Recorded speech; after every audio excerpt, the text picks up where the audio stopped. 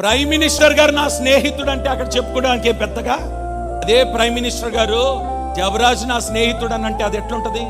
ఏది బాగుంది ఇప్పుడు మీరు చెప్పండి? నువ్వు అనడం బాగుందా, ప్రైమ్ మినిస్టర్ అనడం బాగుందా?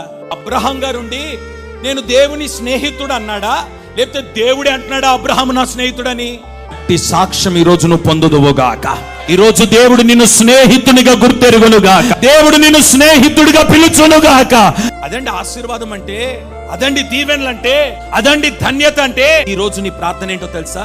నా గురించి ఒక సాక్ష్యం చెప్పు ప్రభువా. భూమి మీద సాక్ష్యం మాత్రమే కాదు, పరలోకము కూడా నీ గురించి సాక్ష్యం ఇవ్వాలి.